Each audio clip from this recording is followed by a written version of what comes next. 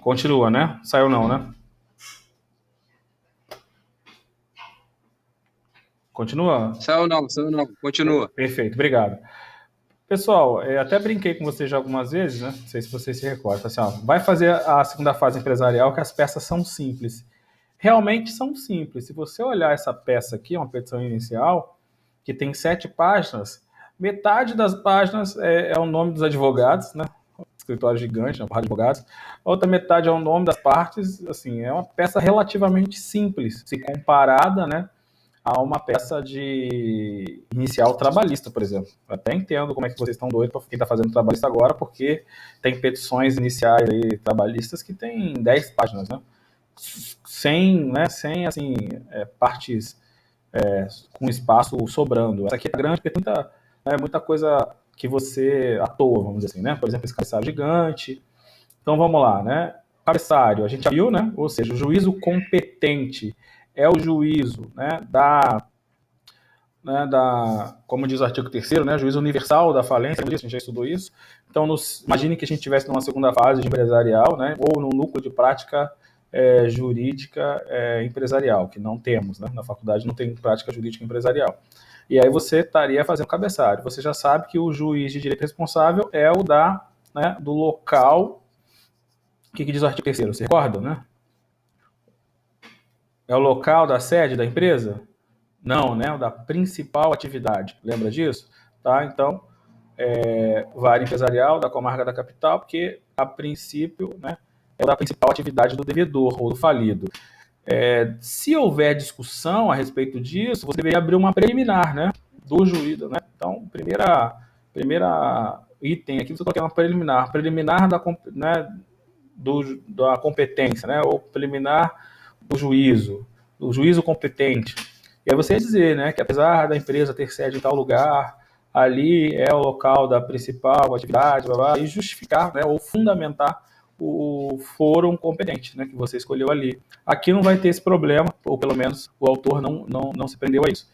Você não estuda isso em sala de aula, eu acredito, né, mas o processo civil, né, não sei, né, você pode me corrigir se a professora fala isso ou não. O processo civil, diferente do trabalhista, por exemplo, em que as custas são pagas ao final, né, ou do juizado especial, que as custas vão ser pagas somente, né, em caso de recurso, na vara civil você tem que pagar as custas, né, ou pedir a gratuidade. Aí quando eu falo vara civil, né, também se aplica a vara empresarial. No caso da capital do Rio de Janeiro, eu tenho varas especializadas. Então, existe uma vara empresarial. Se essa ação tivesse sendo movida, né, na cidade de Varriçai, por exemplo, que não há vara empresarial especializada, seria uma vara civil. Então, às vezes é vara única, já ouviu falar disso? Então, na cidade de Aparecida, onde eu vim, né, existe uma vara única, ou seja, faz tudo, civil e penal. E aí, se a comarca é um pouquinho maior, aí é civil e penal. Então, se não for penal, é tudo civil. E dependendo da comarca, você tem especialização. Como, por exemplo, aqui na capital do Rio de Janeiro, que eu tenho uma vara exclusiva para tratar assuntos empresariais. Se fosse no Nova Iguaçu, né, essa ação seria na vara civil, porque lá não tem vara empresarial, ok? Voltando aqui para a questão das custas, né, ou você, na vara civil, no caso empresarial, pois tem, né, como eu já acabei de falar, você paga as custas ou você pede gratuidade. Para quem está fazendo estágio, né, isso talvez não tenha muita importância, isso é besteira que eu estou falando, é uma coisa muito simples, mas para quem nunca, né, viu um processo, tem a oportunidade de fazer estágio, isso é importante. Então eu peço paciência aos colegas que fazem isso no escritório, né, e para aqueles que não têm essa oportunidade, seja porque são servidores públicos, né, ou trabalham, né, no emprego, né, vamos dizer assim, outro que não tem oportunidade de estar vendo isso no dia a dia.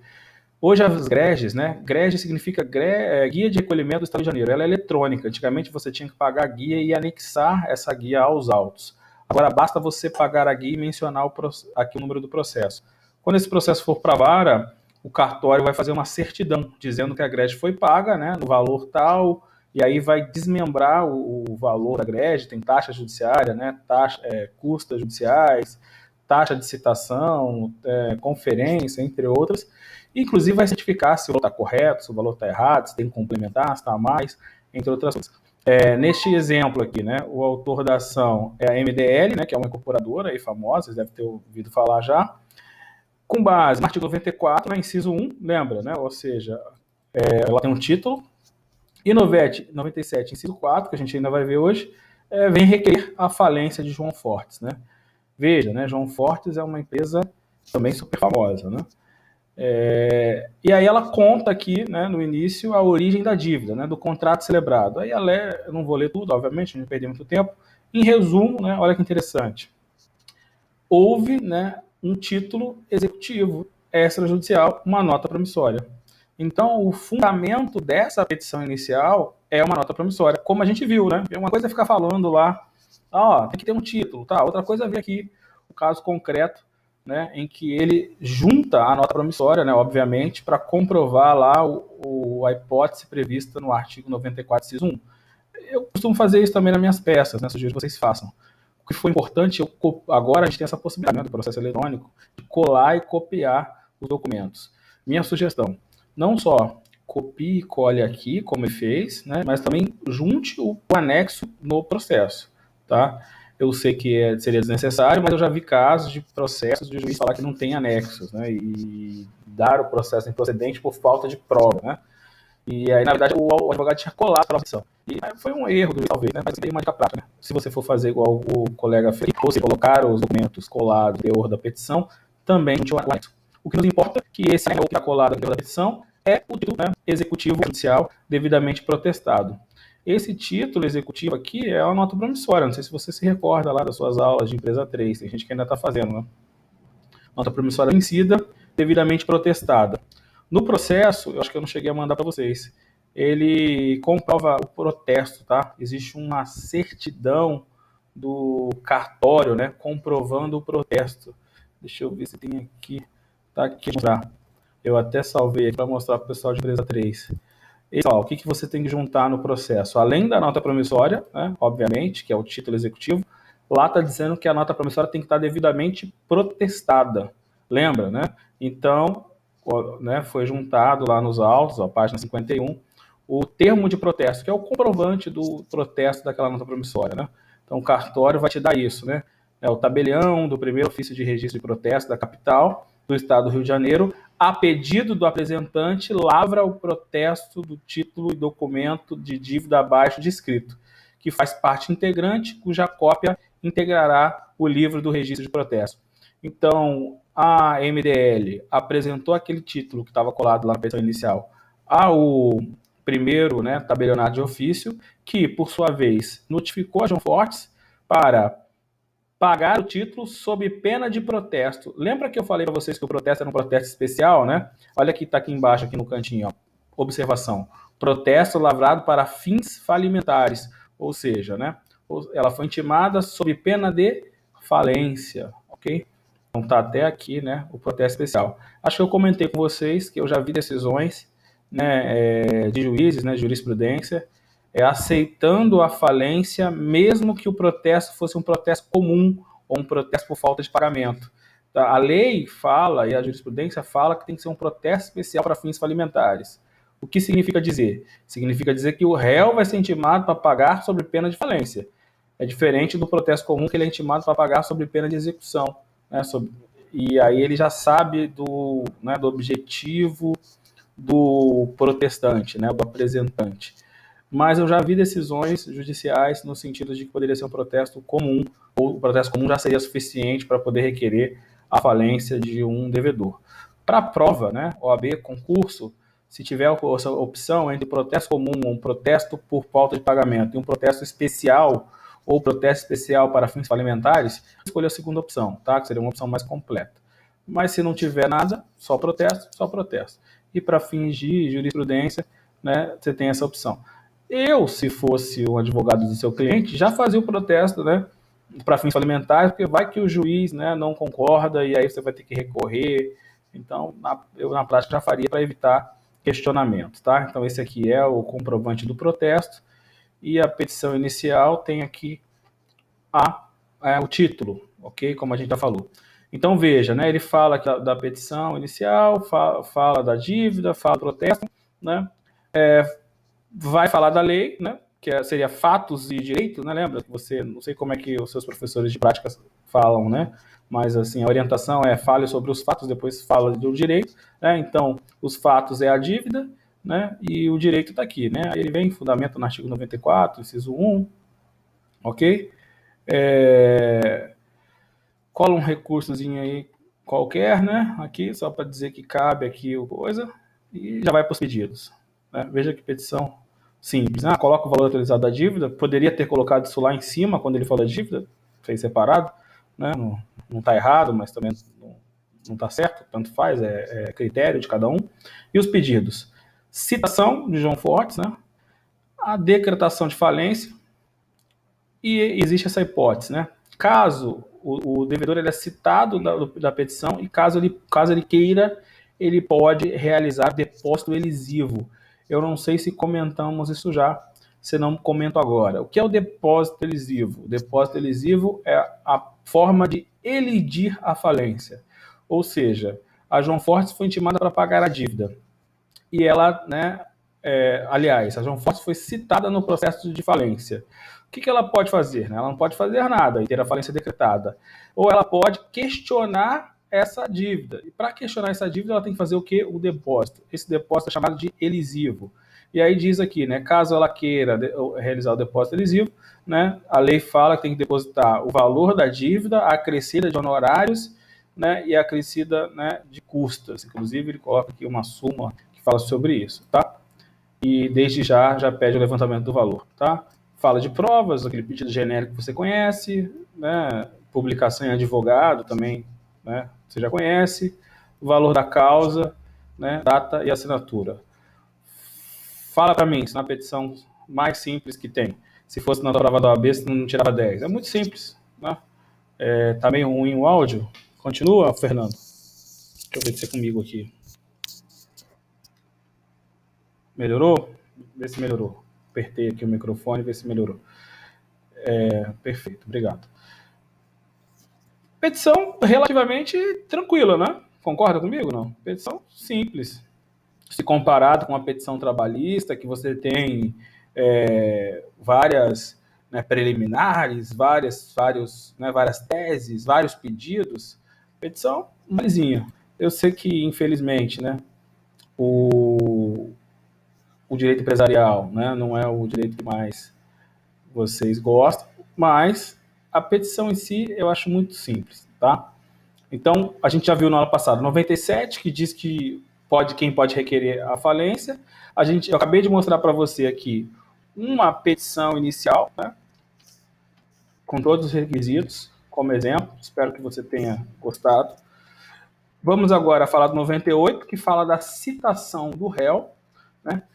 Então, citado a João Fortes, primeira, né, destaque, prazo de contestação da citação, 10 dias. Isso cai em prova. Adivinha por quê? Porque é diferente, né? Qual é o prazo geral, né, lá do direito civil para contestar? Quantos tipos de petições são?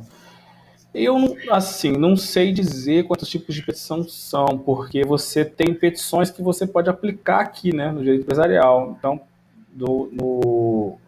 por exemplo, você pode pegar petições cíveis como uma consignação em pagamento e aplicar aqui no direito empresarial.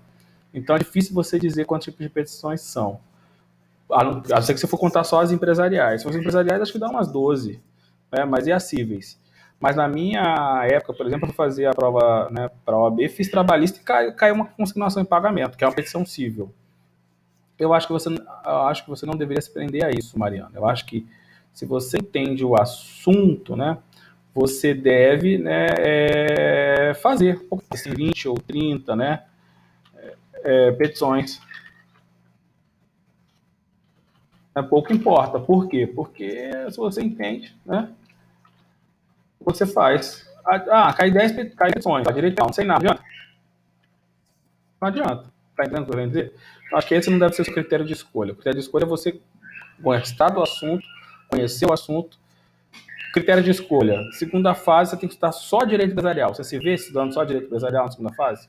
Fazendo 10 petições, 12 petições, 20 petições ou 30 petições? Se você não gosta, não adianta, porque a segunda fase está só aquilo. Então, acho que a familiaridade com o assunto é o requisito mais importante que é a quantidade de petições. Tá? A lei não fala, né, se são dias corridos ou dias úteis, aí aplica o CPC, né, prazo processual, dias úteis. Ok? 10 dias úteis. Diferente da regra geral, que ninguém me respondeu, né? Quantos dias são? Né? Quantos dias são o prazo comum? Você respondeu?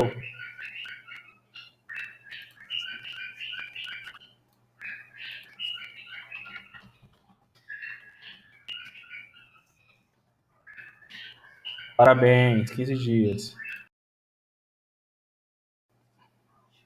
Então, isso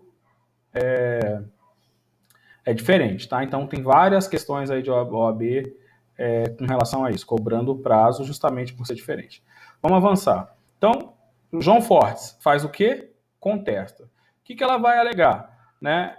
Lembrando que em se tratando, né, de um título executivo judicial, não tem muita coisa que ela pode se alegar, né? Ela não pode dizer que não deve simplesmente, né? Não devo. Não, né? Já paguei. Já vimos isso, né? Parabéns, a pessoa colocou 15, perfeito. Ela vai poder alegar, né? Falsidade do título, né? Esse título é falso. Prescrição, nulidade da obrigação, pagamento do título ou qualquer outro fato que extinga ou suspenda a obrigação e não legitime essa cobrança.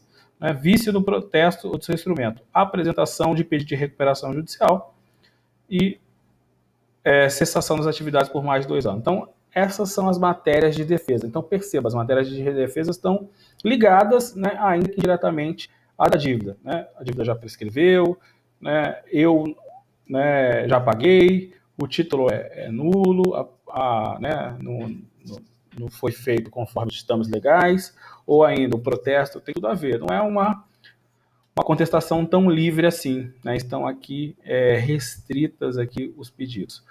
Uma outra coisa interessante que pode ser feito, né, é o pedido de apresentação de recuperação judicial. A outra petição que eu te mostrei, que eu te enviei, né, que você, não sei se você leu, é a petição de recuperação judicial. Então, em contestação, olha que interessante, né? A João Fortes pode pedir a recuperação judicial. Ela pode pedir em contestação ou ela pode pedir, né, em apartado, como foi aquele exemplo que eu te dei lá, que eu mandei para vocês, e aí o juiz, né, no despacho, o saneador lá, mandou verificar se tinha outros processos de falência e para poder fazer a união dos processos. Mas é possível, portanto, né, ou então, o pedido de recuperação como, né, contestação ou como saída, né, dessa situação. Eu acho que a gente já comentou isso, mas é importante, né, lembrar. Uma vez decretada, né, a falência, qual é o recurso cabível? Uma vez decretada, não decretada a falência, qual é o recurso cabível? Se lembra, né?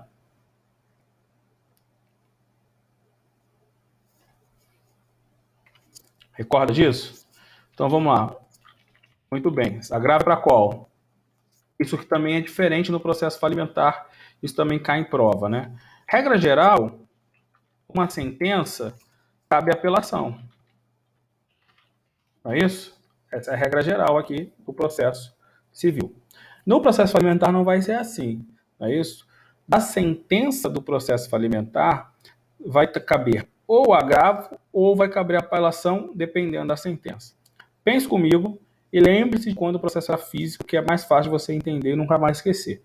Imagina que o processo é físico. Então, quando você apela, o que você faz? Você leva o processo para ser revisto, né? Ser revisitado pelo Tribunal de Justiça, não é isso?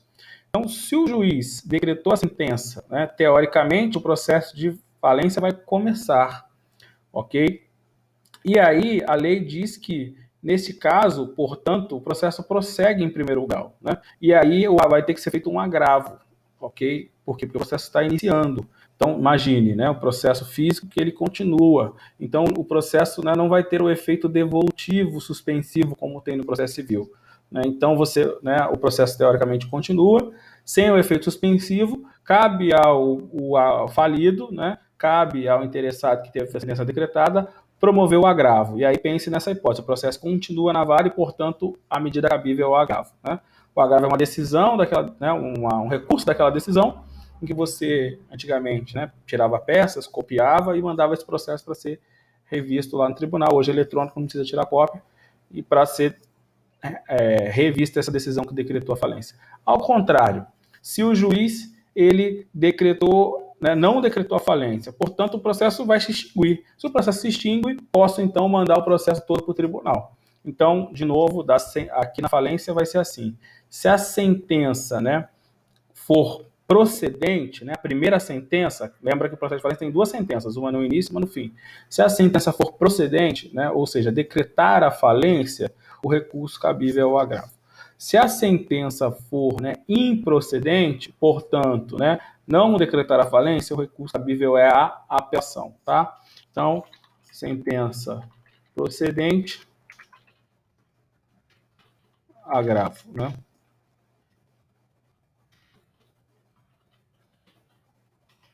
E sentença improcedente, apelação. Tá? É um pouquinho diferente, então tem que ficar ligado. Qual é o que acontece, né? O que o juiz vai ter que colocar na sentença? Né? Várias coisas. A sentença de uma falência é grande, né? Isso que a gente comentou está no artigo 100. Acho que eu já tinha comentado com vocês, não me recordo. A forma está aí de novo, né? Decisão que decreta a falência, cabe agravo. E a decisão que julga improcedente a falência, cabe apelação. Artigo 100. A gente tinha comentado.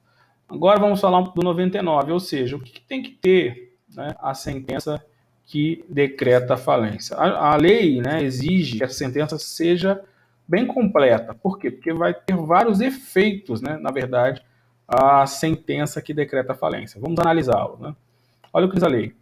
A sentença que decretar a falência do devedor, dentre outras determinações, inciso 1, conterá a síntese do pedido e a identificação do falido, né, e os nomes dos que forem a esse tempo seus administradores, né?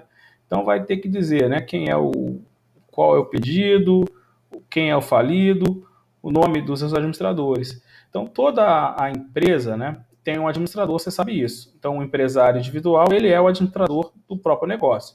Se for uma sociedade, né, limitada, por exemplo, no contrato social consta lá se todos ou quais dos sócios, ou inclusive terceiros, são administradores. Ou seja, administradores são os responsáveis pelo negócio, são aqueles que contratam, aqueles que demitem, aqueles que assinam um cheque, que abrem a conta no banco, né?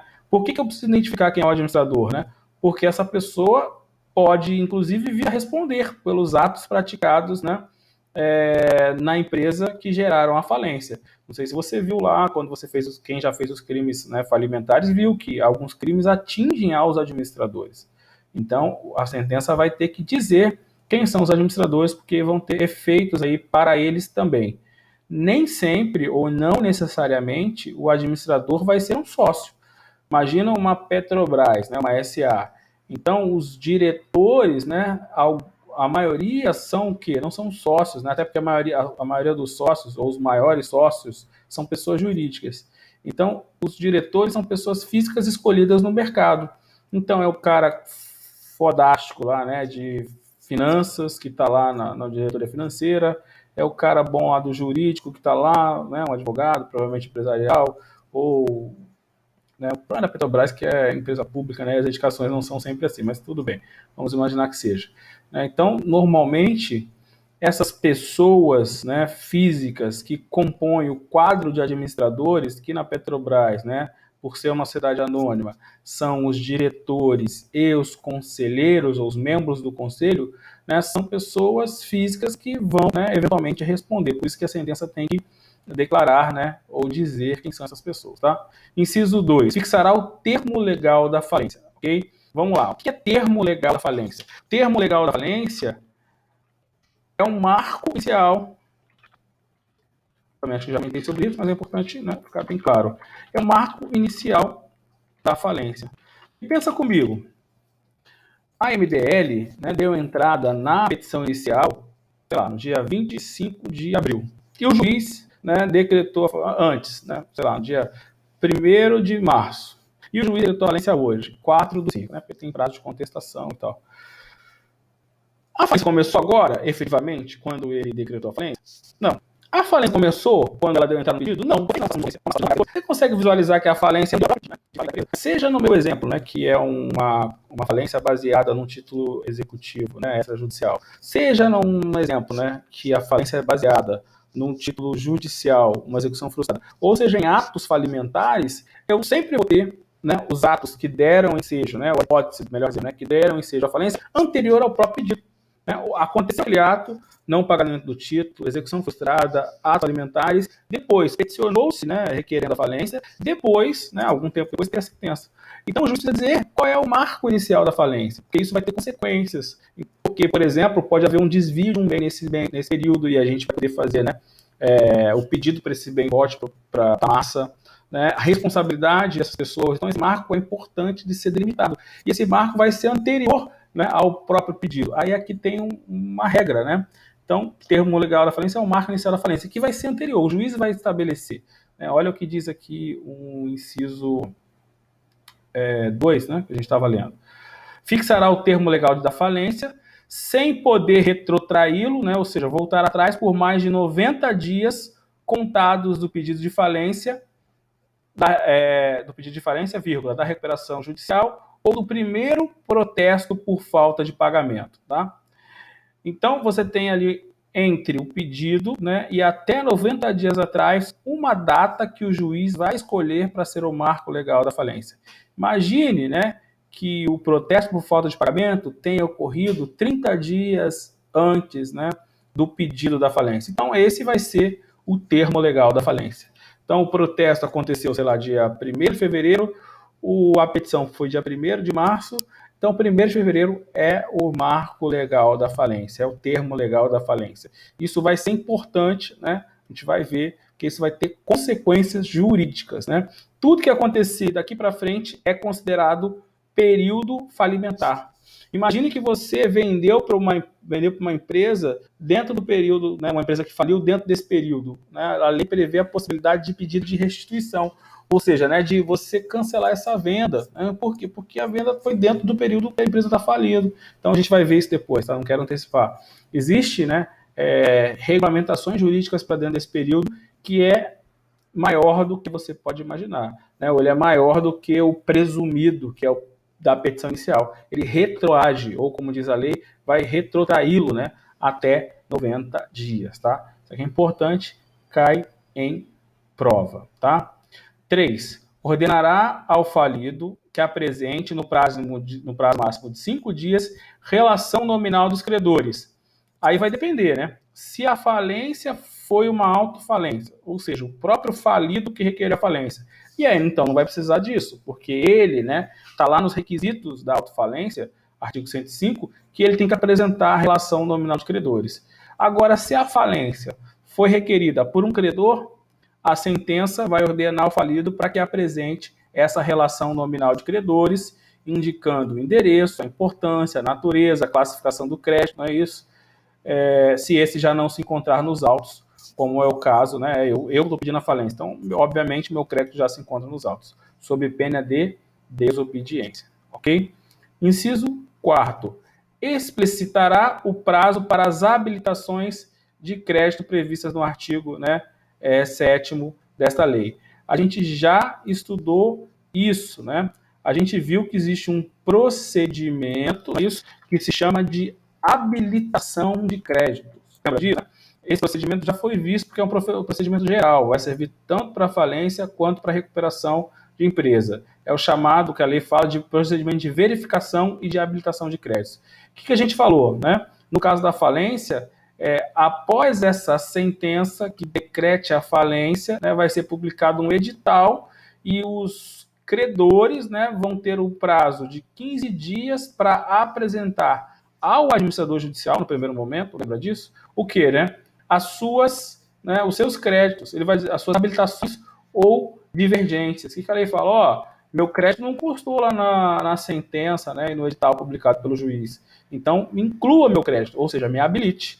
Meu crédito constou, mas está com valor divergente, está na classe errada, né? Ou seja, né, retifique, né? A lei chama de divergência. Então, esse procedimento é apresentado primeiro perante o administrador judicial, que vai decidir, lembra disso? Depois dessa, ele vai ter um prazo para fazer isso de 45 dias e vai publicar um segundo edital, ok?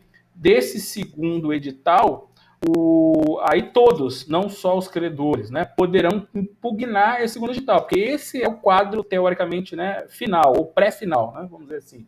É aquele quadro que aí todos vão poder questionar. O próprio credor pode questionar, né, se não concordar com a decisão. O devedor pode questionar, porque isso é importante para ele, né, definir exatamente o crédito, não vai ser obrigado, né, a pagar mais que ele devia, né, até porque a sua reabilitação depende do pagamento dos credores, a gente vai ver isso. O Ministério Público, né, Comitê de Credores, todos são sócios, todos são cabíveis, né, ou partes legítimas, para em 10 dias, esse segundo edital, poder apresentar a impugnação contra essa relação de credores, tá? Então, importante, no primeiro momento é uma habilitação ou divergência, né, imposta pelo próprio credor perante o administrador judicial no prazo de 15 dias, e a segunda hipótese de questionar esse crédito é a chamada impugnação extrajudicial, ou seja, é um processo em apartado, né, que vai correr perante o processo principal. É que você, não sei, né, você que não teve acesso a um processo ainda. Se fosse um processo físico, teria volume principal, ia ter vários volumes, né, em apartados, que são essas impugnações. O prazo é de 10 dias e aí vai ser decidido pelo próprio juiz, tá? É só uma lembrança desse procedimento que a gente já comentou, ok? 5. Ordenará a suspensão de todas as ações e execuções contra o falido. E aí isso aqui é muito comum, né? Normalmente a gente vê isso, principalmente nas recuperações judiciais, como aconteceu com a Oi, né? O que aconteceu com a Oi? Você tinha uma ação contra a Oi que aconteceu a suspensão das execuções, né?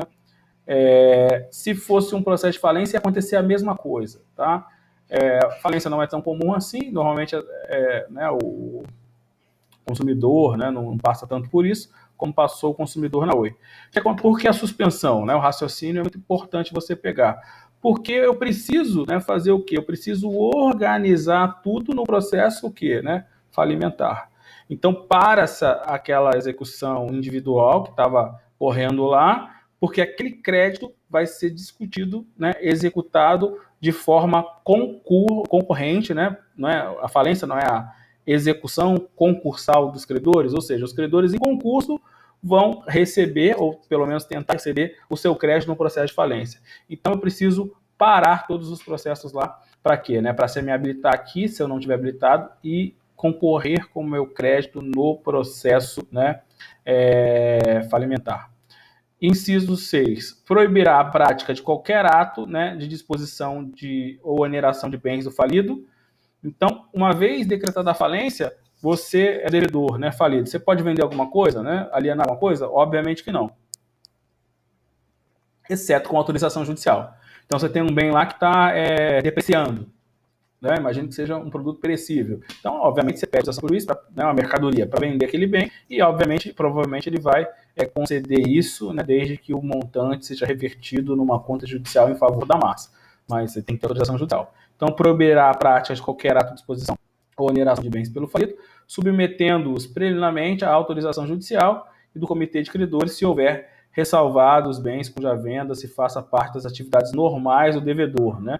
Então, porque vamos lá, pode ser que a empresa pode ser que decrete a falência e não mande encerrar as atividades imediatamente. Se isso não acontecer, as atividades continuarem mesmo com a falência decretada, e aí, portanto, né, você tem ali a venda normal do dia a dia. Agora, se mandar encerrar a atividade, aí você será de autorização. Vou te dar um exemplo. Participei de uma falência, ou de um processo de falência, de um hospital, que era um hospital de clínicas da Penha, né?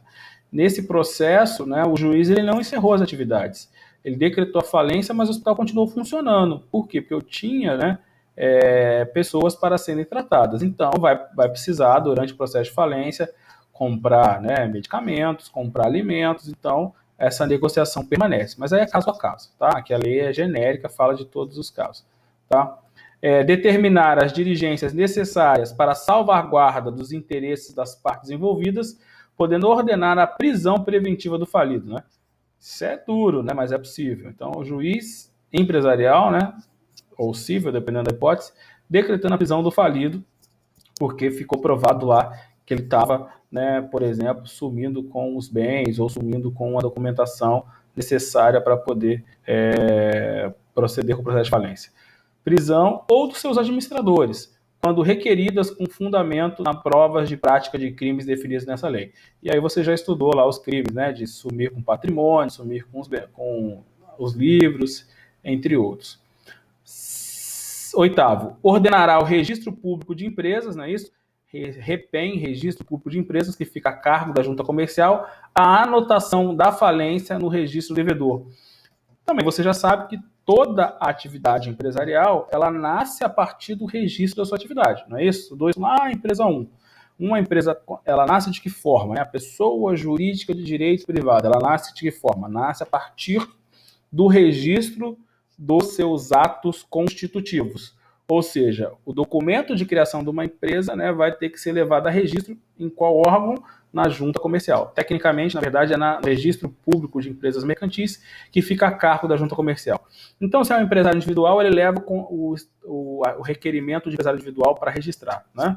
Se é uma sociedade contratual, vai levar o contrato social. Se é uma SA, vai levar o estatuto. Esse é o documento de criação. Uma vez que é criada a empresa, né, ele ganha um registro lá no registro público de empresas mercantis.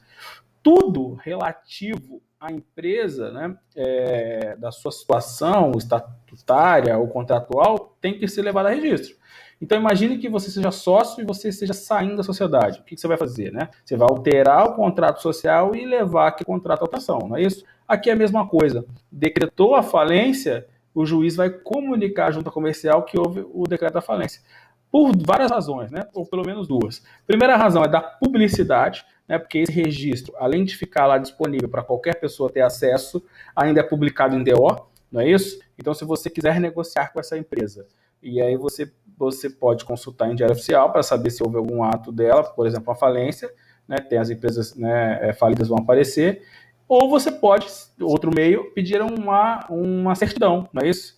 Se você pedir a certidão daquela empresa, vai vir lá o seu ato constitutivo, estatuto ou contrato, conforme o caso, e vai vir todas as suas alterações e modificações societárias. Então vai vir a entrada, vai vir a saída de um sócio, vai vir, né, a decretação de falência. Então o status, né, como se fosse o nosso, né, estado civil, né, o status societário da empresa vai estar lá registrado e qualquer pessoa tem acesso, pedindo uma mera certidão.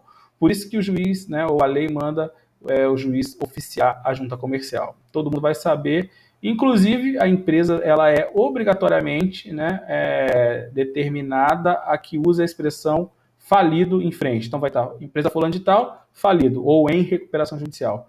O nome empresarial, muitas vezes, ele traz informações muito importantes para a gente, né? O nome empresarial ele tem, né, o tipo empresarial, então, Globex Utilidades Domésticas S.A., ou seja, eu sei que essa empresa é uma sociedade anônima em, né, recuperação judicial, em falido. Né? Essas informações vão ser importantes para os demais, né, empresários que negociam com essa empresa, saber que está negociando com uma empresa falida, saber que está negociando com uma empresa em recuperação judicial. É claro, né, que negociar com uma empresa de recuperação judicial é ruim, né? E aí a lei, inclusive, vai dizer que esse crédito ele é preferencial, né? Ou seja, aquele que negocia com a massa falida vai receber antes mesmo, né, dos credores, né, normais ou do quadro geral de credores. Existe o quadro geral de credores, existe quem recebe antes do quadro geral de credores, né, que são quem negocia com a massa falida, que é o administrador judicial, justamente para dar um privilégio, uma preferência para que as pessoas possam negociar com essa massa falida. Ah, professor, mas a massa falida vai negociar? Vai. Né? Por exemplo, ela vai contratar uma empresa de segurança para poder cuidar dos galpões, né, enquanto não se desenrola o processo de falência.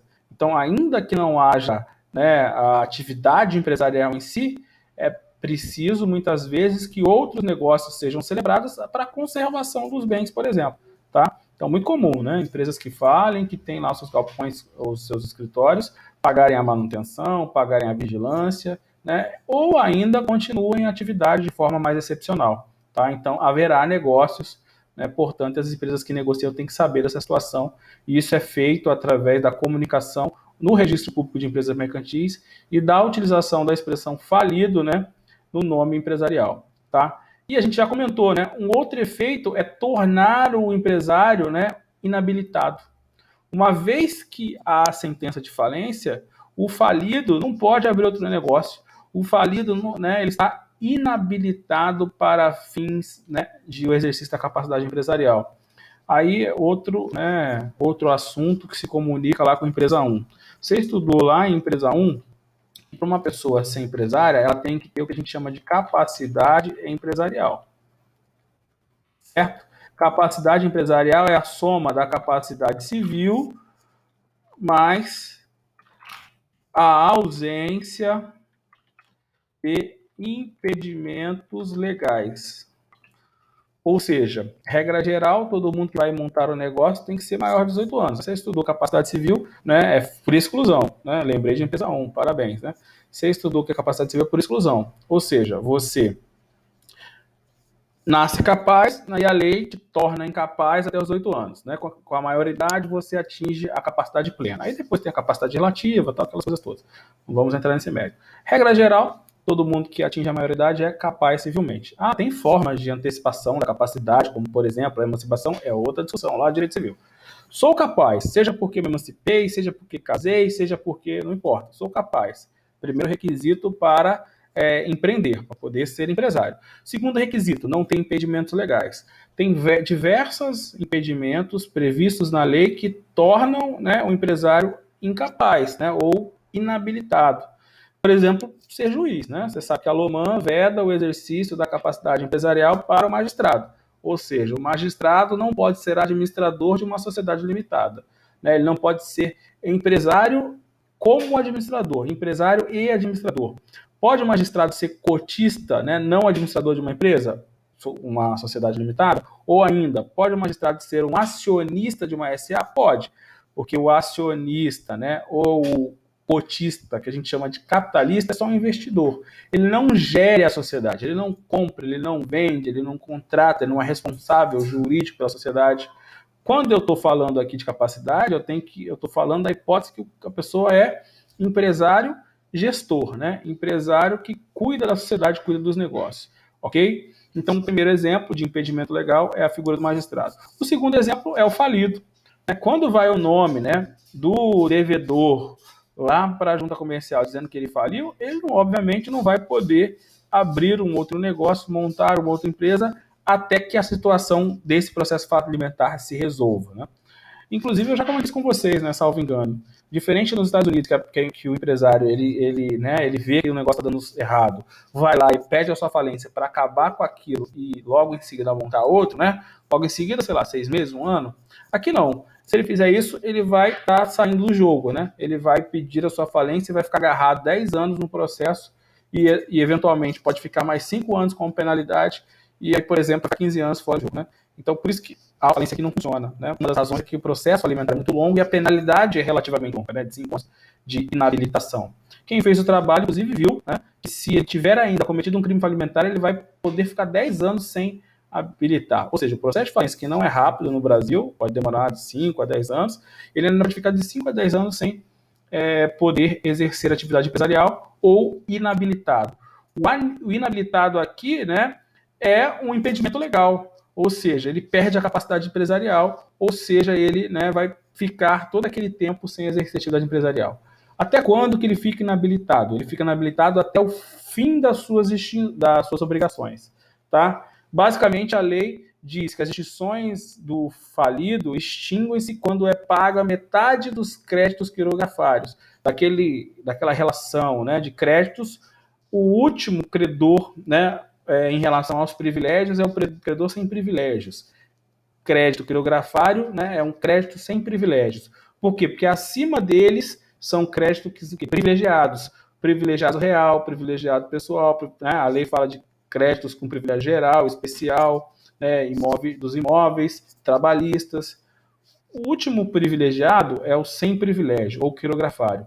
Então, teoricamente, para o falido, né, se reabilitar, a falência deveria ser uma falência pequenininha, entre aspas, né? É uma falência que não quebrou muita gente, não deveu muita gente. Teria que pagar quase todo mundo, paga todos os privilégios até a metade dos quirografários. Aí ele estaria livre porque ele não deu um prejuízo muito grande ao mercado.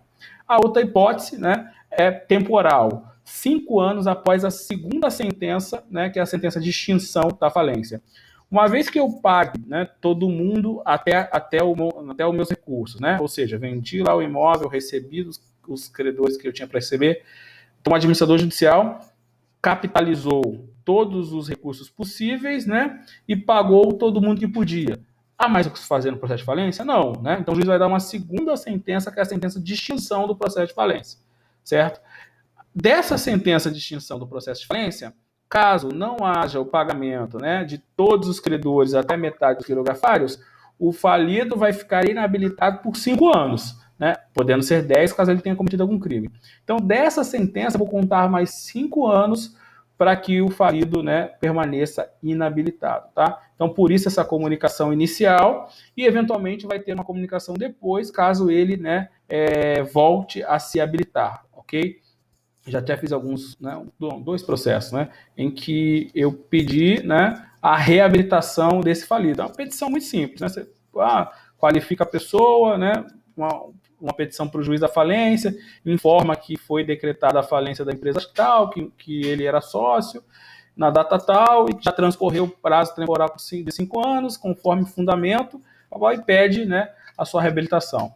No juiz não tem muita dificuldade. Aí ele vai mandar um segundo ofício, né, diferente desse, que é o primeiro, lá para o Registro Público de Empresas Mercantis, para poder o quê? Reabilitar esse devedor e permitir, portanto, que ele possa abrir uma nova empresa, caso ele queira.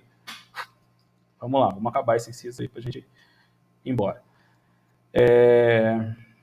Determinar a diligência que se puder necessária, ordenará o registro, já falei. 9. Nomeará o administrador judicial, que desempenhará suas funções na forma do inciso 22, sem prejuízo do disposto, né, inciso 2 e 35, né? Vamos lá, né? A gente já falou também do administrador judicial. Rapidamente, né? Tem que lembrar que o administrador judicial é profissional idôneo, preferencialmente advogado, economista, administrador de empresas ou contador, ou ainda pessoa jurídica especializada, né? A lei traz as competências, né, previstas do administrador judicial, que vai cuidar da massa falida, né, quando for falência, e vai fiscalizar como for uma recuperação de empresas, ok? Então, vai nomear essa pessoa para cumprir lá as suas obrigações previstas no artigo 22. Rapidamente, o 22 fala das competências do administrador judicial na falência e na recuperação judicial. Então, enviar correspondência aos credores, fornecer informações, dar extratos de livro, exigir de credores e devedores qualquer informações, elaborar relação dos credores, consolidar o quadro geral de credores, convocar a assembleia, contratar mediante autorização judicial profissionais, né, em empresas especializadas e manifestar-se nos casos previstos em lei. Tá? Então, isso aqui também a gente já tinha visto. O inciso 35 ali fala da manifestação, né, do administrador judicial em Assembleia Geral. O que mais? Determinar a expedição de ofícios. Isso aqui é importante. Também é consequência, né? Determinar a expedição de ofícios a órgãos e repartições públicas ou entidades para que informe a existência de bens falidos. Então, por exemplo, vai ofício para todos os cartórios de registro de imóveis, né, da sede da empresa, para quê? Para ver os imóveis que esse empresário tem, que essa empresa tem, né? Empresário ou empresa, tanto faz, né? Então, vai ofícios para os cartórios, né, para ver os bens que esses empresários têm, porque pode até ser que alguém queira omitir, né? E aí eu tenho que formalizar isso no processo. 10. Pronunciará-se a respeito da continuidade provisória da atividade ou não, ou seja, vai manter a empresa ou vai fechar a empresa. O juiz tem que falar isso. Determinará, quando entender conveniente, a convocação de Assembleia Geral de Credores, né, para a constituição de comitê, podendo ainda autorizar a manutenção de comitê eventualmente, né, em funcionamento, também não é muito tranquilo. Ordenará a intimação do Ministério Público e das fazendas federais e estaduais. Assim, não tem nada demais, né? Aqui, nada que você não poderia ler. Já destaquei aqui que é mais importante. Que mais? Mais nada, tá? Pessoal, vou fechar